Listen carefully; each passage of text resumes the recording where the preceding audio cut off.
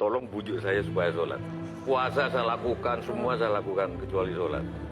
Ketika Allah perintahkan ibadah-ibadah yang lain, itu cukup perintah ayat saja turun.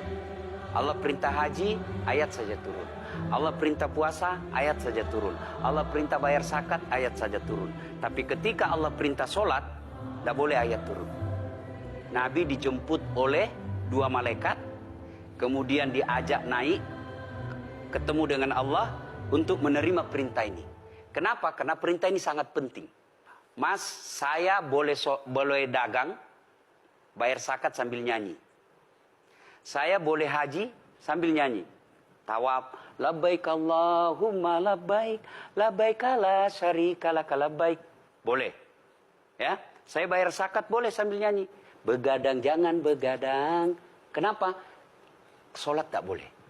Allahu Akbar. Darah muda, darahnya pada batal sholat saya. Kenapa? Inilah puncak penghambaan kepada Allah. Jadi puncak penghambaan kalau saya meraku hamba, sholat. Yang paling mulia dalam tubuh kita, kepala. Adik-adik bercanda dipukul pantatmu masih senyum. Dorong dadamu masih senyum. Tapi jangan bercanda pukul kepalamu. Tak, kau pukul kepala saya pasti saya marah. Kenapa? Harga diri di sini. Tapi ketika kita sholat, anggota tubuh yang paling mulia, kepala, rendahkan seperti kakimu. Kita akan masuk ke next box. Ini penting. Kalau saya sudah mulai ini. Oke. Ya, karena kalau ketika saya mau sholat, saya melihat banyak koruptor sholat. Ya. Saya melihat banyak orang sholat yang kalau saya ajak ngomong main HP, nggak punya adab. Yang paling enak memang sholat tidak korupsi. Yang paling nyaman memang, paling ideal sholat jujur. Tapi wala talbisul haqqa bil batil, kata Allah. Allah tidak mencampurkan antara hak dan batil. Sholatmu beda, puasamu beda, maksiatmu beda. Itulah sehingga Allah hadirkan 2 malaikat. Rakit dan atid. Mencatat yang baik di baik, yang salah salah. Tapi ini setan kan tidak membiarkan itu. Maka setan masuk. Nah, dia sholat tapi dia korup.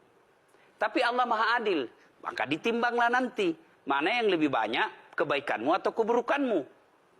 Kalau dia baik amalnya, tapi tidak ada sholatnya, sia-sia. Kenapa? Passwordnya kebaikan itu, kuncinya itu adalah sholat. Ustadz ketika naik haji, naik pesawat. Pesawat itu mungkin dibikin orang yang nggak sholat. Iya, betul. Terus gimana dong? Nah, kursi itu mungkin dibikin orang yang nggak sholat. Iya, betul. Nah, bagi orang yang tidak sholat itu, Allah nanti perlihatkan amalnya. Yang ciptakan listrik ini luar biasa amalnya. Iya. Saya bisa dakwah karena ada mic. Iya. Dan mic itu dari orang non-muslim yang ciptakan. Maka Allah nanti pamerkan. Ini kau punya amal. Ini 10 guda, 10 miliar kau punya amal. Mana passwordnya? Mana kuncinya? Kuncinya itulah sholat. As-sholatu imanuddin, as-sholatu miftahul jannah. Sholat itu kunci kebaikan, sholat itu tiangnya agama. Sebuah bangunan, dia bisa berdiri tanpa dinding. Sebuah bangunan, dia bisa kokoh tanpa atap. Tapi ketika bangunan tidak punya tiang, pasti tidak kokoh. Tiang itulah dalam agama, sholat. Dia tidak khusyuk, tidak ada urusan. Allah tidak hitung kamu khusyuk atau tidak. Kamu datang deh sujud sama saya. Ya. Sudah sholat, idealnya dia bersih. Karena tidak mungkin sholat kalau dia tidak wudhu.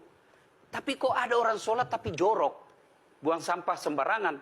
Itulah keberhasilan setan menggoda kita. Itulah sebabnya kita minta perlindungan kepada Allah. Kenapa ketika melontar 3 jumroh? Orang haji kan melempar 3 jumroh. 1 tiang, 7 batu. Kenapa tidak dikumpul saja itu? 1 kali lempar, tak, tak, tak. Kenapa? Kenapa mesti 3 hari dan kenapa mesti 3 titik?